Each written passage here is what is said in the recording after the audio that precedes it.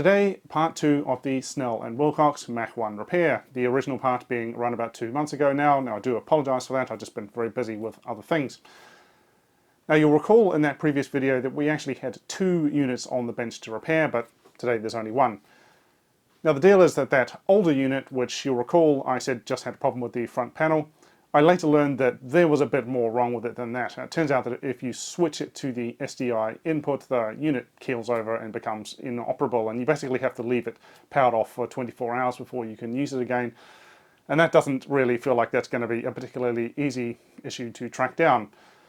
So I had a chat with the owner, and what he's basically said is he doesn't actually need 2 units. 1 working unit is better than 0, and well, he now has that. So that older unit is going to stay here with me with a view to it being repaired longer term. And if I succeed, it may become part of the cast of characters on this channel. We could probably use it as a building block for various other demonstrations. So yeah, I certainly do look forward to that. But as I said, today we're going to be focused on this unit here, so let's get into it. A quick reminder of where we got to in the previous video. So we established that this PCB, which sits between the front panel and the baseboard, has some kind of fault which is preventing the front panel from communicating with it. And it's kind of like a gateway item which allows the unit to be controlled either by the front panel, RS422, or this proprietary RollNet interface, which is kind of like Ethernet, but it's actually ArcNet, or a modified form of ArcNet. Now in the previous video we established that there was something a bit fishy about this ArcNet physical interface chip here. It doesn't seem to be transmitting anything. Now towards the end of it we did actually get into contact with someone who was knowledgeable about this product, and I did talk a bit about that in the previous video, but then it was actually requested that the details of that engagement not be disclosed, so I had to edit that out, so I'm sorry about that. But yeah, if help comes with conditions attached, I have to respect those conditions. Now what we did learn though is that this FPGA here, which is another thing I would also be a bit suspicious of, this doesn't actually play any role in the initialization of the ArcNet chip, which seems to be not happening. So that does give us cause to suspect that it is problematic, and maybe it is the first thing to attempt to replace. However, before we do that, there's one little experiment that I would like to perform. We have the opportunity here to potentially witness something which I haven't caught on camera before, and this is a behavior which I have seen off camera, and I've also had it described to me, where when this thing has been left standing for a few weeks, you power it on and it works once and only once. So it has been left for a few weeks now, and I'm about to switch it on and we're going to see what happens.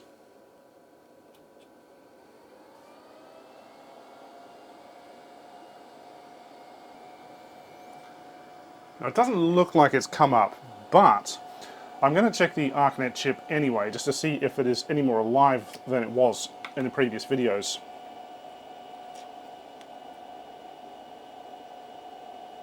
Ah, look at that. We actually have something on the transmit pins.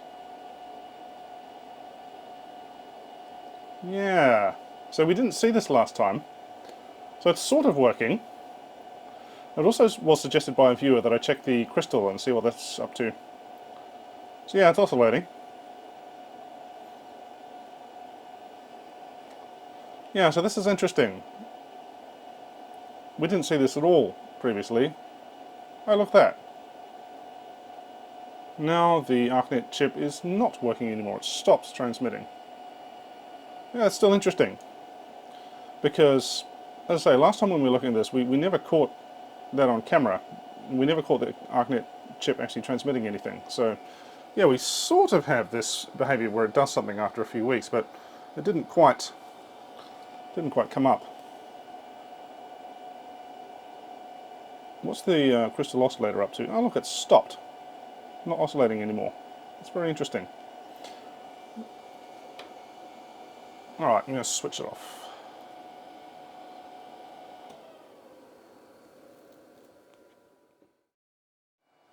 So just to make certain that there wasn't a red herring and that actually it works briefly when it's being powered on, I fired it up again a few minutes later, and we're just going to go on that transmit pin. Yeah, nothing. And check the crystal oscillator. Well, that's actually running this time. It's interesting. But the ArcNet's transmit, nothing. Yeah, it's quite random, isn't it? But yeah, it's definitely less working than it was before. Well, we've got nothing on the receive either. Oh no, we do have something on the receive. We don't have anything on the transmit. So, yeah, that's interesting. Quite random. I'm not sure what to make of that. And we know on the other board, whenever we probe it, it's always working. So there's definitely something suspicious about this chip.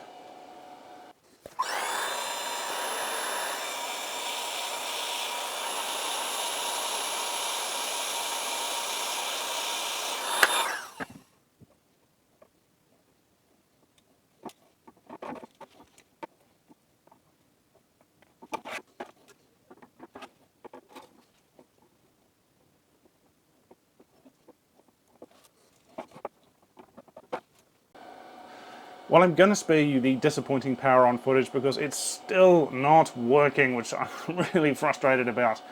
Now, we just replaced that ArcNet chip, as you saw, and I also replaced the original SRAMs. Well, I've actually reinstated the originals because I don't think there was anything wrong with those, and I prefer to keep those other two chips for other projects if possible.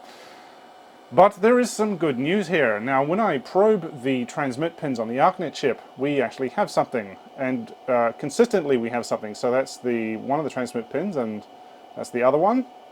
Now, previously, when I put the scope on these pins, pretty much most of the time there's never anything coming out of them, except for when the unit has been left standing for a long time, which is quite unusual.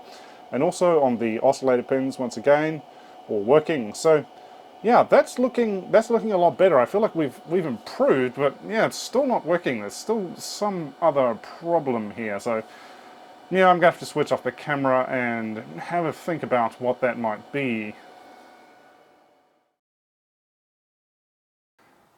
Well, it's a new day, and here we are with this damn PCB again, which I'm, at this point, just sick of the sight of this. I want it fixed, and I want it off my desk. I'm tired of it. Now, over the past few days, we've been trying all sorts of silly things to try and find faults in the digital circuitry on here. I'm just not getting anywhere. I'm not finding anything that's obviously wrong. So this morning I had a thought. Now, this is something I haven't tried yet, and could it be possible that there's a problem with these switches on here? Because remember in the Vectorscope repair video, we had that unstable trace problem, which turned out to be just a trimmer on the PCB. I just wound it backwards and forwards, and that actually fixed it. So could we have a similar problem with these switches? Now, they are presently set correctly, D and B, which is what the front panel is expecting, but maybe they're not contacting properly. So I've got out the deoxit here, and remember in the previous video that I said we won't win with deoxit on this unit. I'm sure that's still probably going to be true, but I think it's worth just giving this a try, just to see whether or not this could be the problem. So just click them backwards and forwards a bit. They're supposed to be D, and we'll just click these ones around a bit. D and B. Alright, let's give it a go. I'm braced for disappointment here. Yeah, front panel. Searching for units. Oh, look, the text has disappeared. That doesn't normally do that. Still nothing.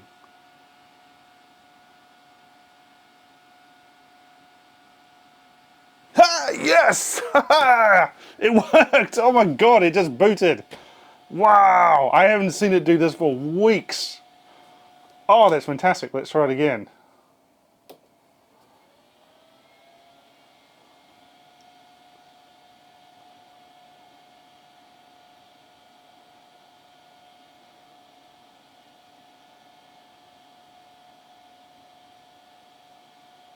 Is it going to boot? Same as before, so the text is gone.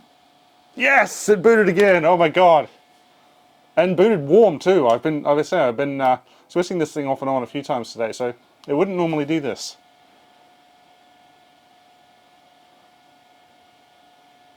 Could it be that me having said that you don't win with deoxit on equipment like this, that in the end we won with deoxit? Yep, boots 4 times in a row. That's looking really good. That's looking fantastic. At this point, I'm quite frustrated actually, because back in the previous repair video, I said you should check all of the electrical connections, and I certainly endeavoured to do that. But yeah, switches are also electrical connections, which you also need to check, and I didn't do that, and I've wasted a ridiculous amount of time in failing to do that, which is quite frustrating. But anyway, I think that's it. It looks like it's working. So it must be that the ArcNet chip was being configured for an address which the front panel wasn't expecting because of a bad contact in one of those switches, and I don't know which one. So they certainly were set correctly, and I did check that previously. So yeah, that's looking good. And I think this means we can actually get on with trying to get this thing going rather than just mucking around with this control gateway. Alright, now it's time for the part that we've all been waiting for, the demonstration. And I've put together a test setup here which has the usual cast of characters in it. Now my original intention was to use the trusty PT5300 as an SDI test signal generator, but yeah, it's turned out to be not all that trusty. Unfortunately, it's not running for more than about 2 minutes at the moment before it falls over. So yeah, now having a faulty PT5300, that's a completely unacceptable situation around here, so I'm going to have to sort that out at some point.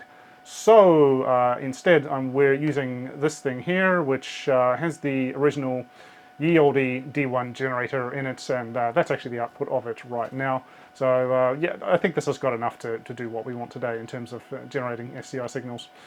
Now we also have a couple of 5644s out. We've got the SECAM unit, and I pulled this out because this standard converter has SECAM input and output, and that's an unusual feature to find in, well, anything frankly, so yeah, I want to try that out. And we've also got the widescreen generator, not because we're interested in widescreen, but because this generates a number of signals which appear to be quite interesting for testing out the standards converter. Now for our display, I've got my trusty Tesco brand TV that I got from the tip, and we've got an SDI to HDMI converter, which is how we're viewing the SDI outputs of the Mach1.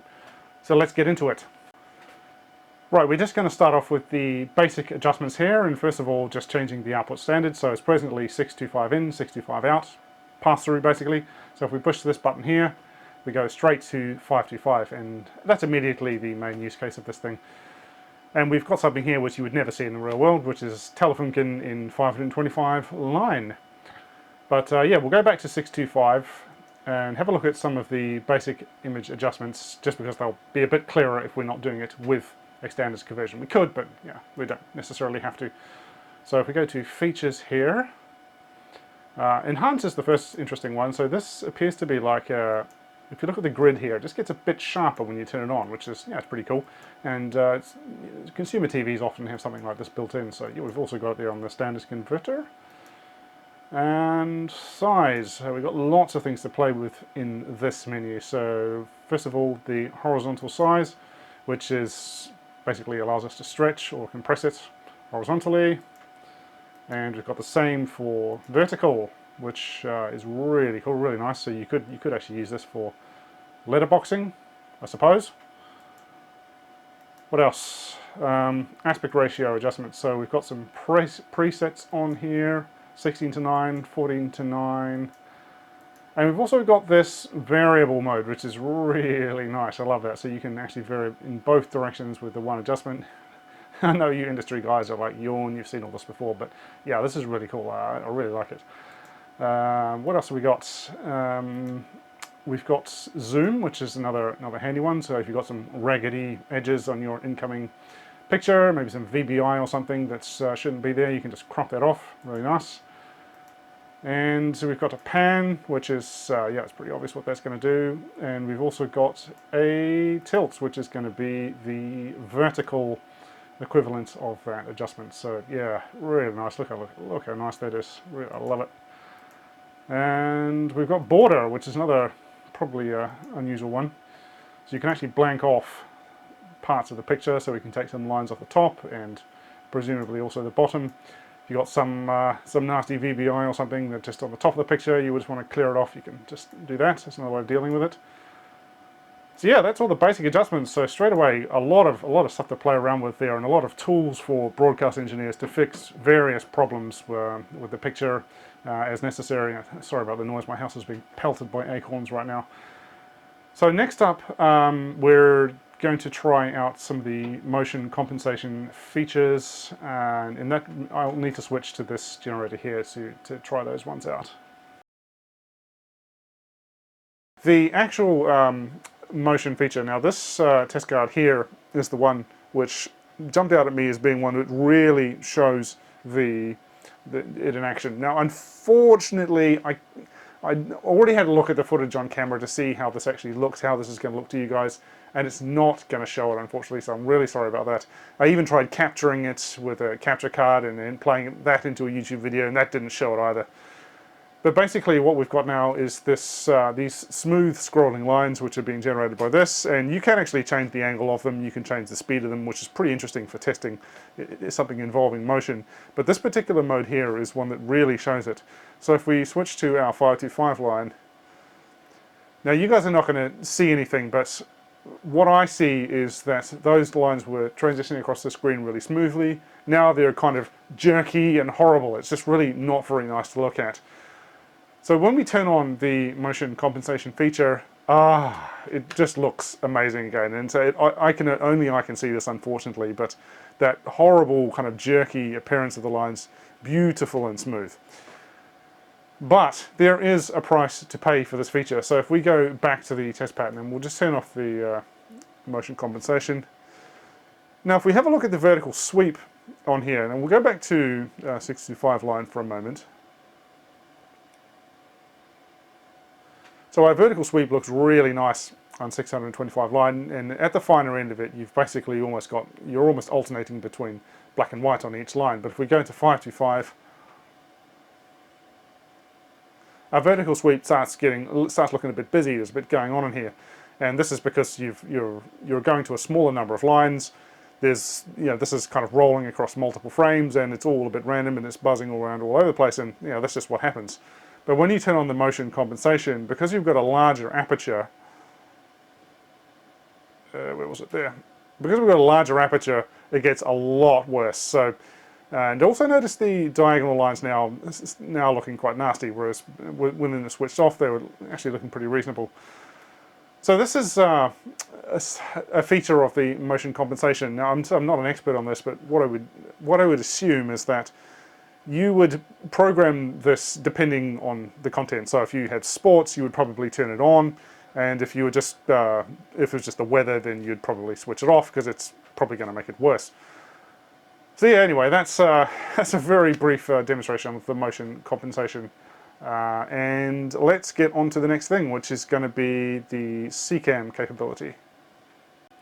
So in this setup, we're taking a composite SECAM output from this, and we're feeding it into the composite input on this. It's then being turned into a digital signal.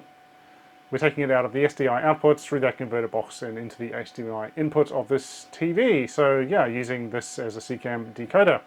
So what do I think of it? Well, it looks okay, but it doesn't look as good as the as other things I've seen. So one of the immediate problems I can see, everything just looks a little bit fuzzy. It doesn't look as crisp as what I'm used to seeing, and also the chrominance registration, it's a little bit off. We can see we've got color spilling outside of the grid here, which, yeah, it's not ideal. It's not terrible, but it's not amazing. So if we switch over to the internal decoder in this supermarket television, so we're now going directly from here straight into the TV. Yeah, it's just nicer. It looks crisper. It just looks brighter and more vibrant, and also the chrominance is bang on, so we're not seeing any color spilling outside of the outside of the grid there. So unfortunately, in this particular case, my judgment is that the supermarket telly is just a little bit better. Now, it doesn't really matter all that much though, because when this piece of equipment came to market, the likelihood of finding a SECAM source was pretty much zero. It's going to be PAL or NTSC realistically, so yeah, that's a feature that would have never actually been used. Now this time around, we're testing the Mach1 as a SECAM encoder. So we're taking an SDI test signal from this generator, feeding it into the SDI input of the Mach1, and then we're taking a composite SECAM output and feeding it into the TV. Now we know this is an SDI source because of the moving bar. You would never see that coming out of an analog generator. Now what do I think of it? Well, it's pretty nice, to be honest. The only kind of minor complaint I have about it is that the registration of the chrominance is a bit off. So we've got a big gap here in the between the colours and the grid, which shouldn't be there, and it's spilling out a bit over that side, certainly more than it has been in other tests. But there's another interesting feature in here which is to be expected, and that's if you look at these gratings here, rather than having the finer lines there, we've got a smudge. And the reason for that is because this is a PAL test card. This is not supposed to be used with SECAM. On the true SECAM Philips pattern, the gratings end at 2.8 megahertz and then they start to go back up again. So this side would normally be a mirror image of that side, whereas on the PAL these get finer and finer. And the reason that this is done is because, well, that's actually the maximum level of monochrome detail that can be represented with a SECAM signal. If you try to have anything more, this happens. So what we've just done is turn off the notch filter on the Mach1, which normally would filter out those finer details, and we're just allowing them to come straight out as an analog signal, and it's a total mess because the SECAM decoder inside this TV thinks that they are color information when they're not. And by the way, it's really cool to actually see something that allows you to do that. I've never seen that before. Now just a quick test of the composite video decoding performance, and I'm going to be pitching it against my AGA Kona LHI, which originally had a list price of around about 2,000 quid. That's a good few years old now, but yeah, definitely a professional item. Now the main thing that we are looking for in these tests is luminance-chrominance crosstalk, and we can see that the Mach1 has definitely done a little bit better. Looking in the diagonal lines there, yeah, that's just quite a bit cleaner. So yeah, that's quite a nice performance from this 90s bit of kit. And of course we have to do a quick test of the performance of the analog output. And my favorite test signal for this, just getting a quick idea, is the multipulse. Let's have a look at it on the oscilloscope. So what are we looking for in a good quality video signal? Well, for starters, ideally I don't want to see a DC offset, so the blanking level should be exactly 0 volts, and it is in this particular case. Now this is just the output of a Philips generator, it's not the Mach1 yet. And also we want to see that the overall DC level is correct, so we've got exactly 1 volt between the sync tip and the white level, so yeah, that one is of course perfect. Now getting into this signal a bit more specifically, now the beauty of the multipulse is that it allows somebody with relatively primitive equipment such as an oscilloscope to make a quick assessment of the quality of the signal or anything that may be carrying it along the way. Now the first thing we're going to look at here, this is called the 2T pulse, and this is 2 cycles of the maximum available system bandwidth. And what we want to see is a nice smooth transition into the pulse and out of it. For example, I don't want to see any of this along the way, we just want it nice and clean. Now we do have a little bit of ringing here, but certainly every test signal generator I've ever plugged into always has that, so it must be very hard to eliminate it. Now moving on, we have a series of half sinusoidal signal envelopes containing a burst of various frequencies. So this one here is fairly low, I don't know exactly what it is, maybe 800 kilohertz, and then right up to the end here, this one's probably over 4 megahertz.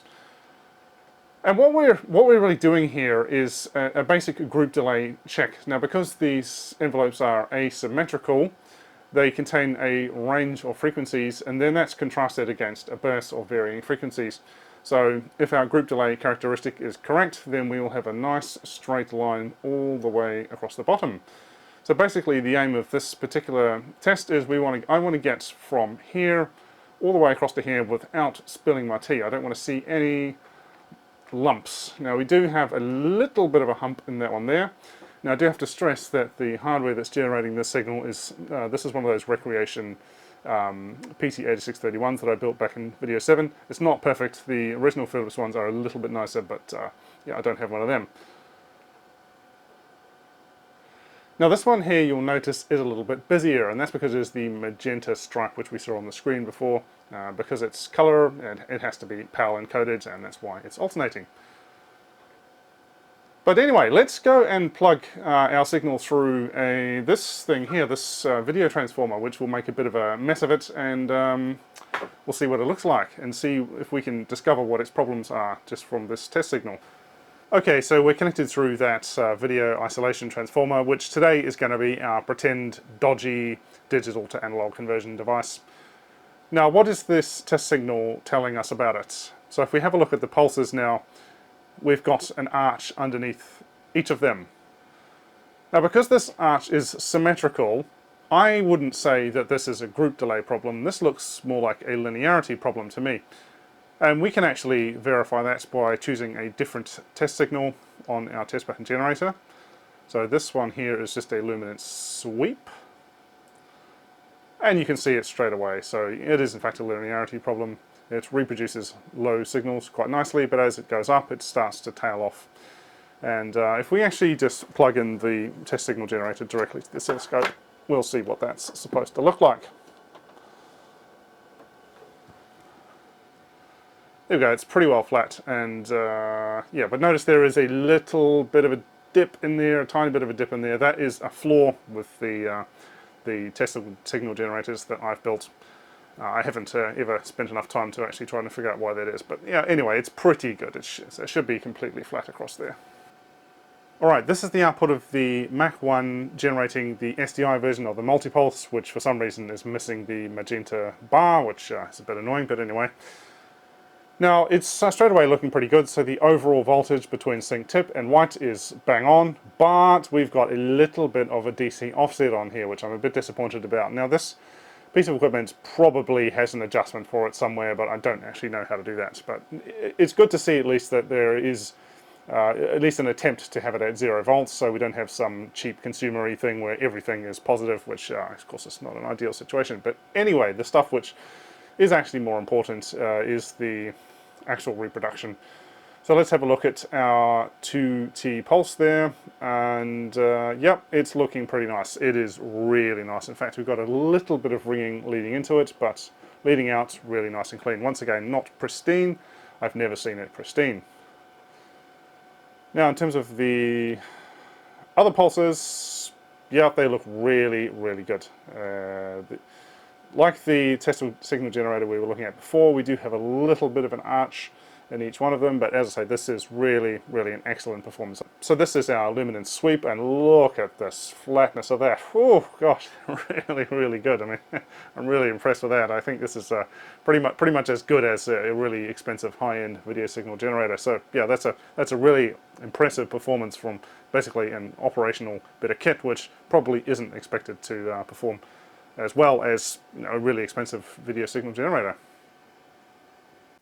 Well, that is it for today's video, and as I say, we're not necessarily done with these things yet. Of course, there is that older unit which we need to look at, which is presently in 100 pieces, and yeah, I'm not going to put it back together just to film the outro. Now, whether or not I'm going to bother to film the repair of the second unit, I'm not really sure. Let me know what you guys think in the comments. As I say, it's a lot more effort for me to film these repairs, and if people are you know, tired of this and wanting to move on, of course, it's not really worth me bothering with. But anyway, that is it for today's video, and thank you for watching.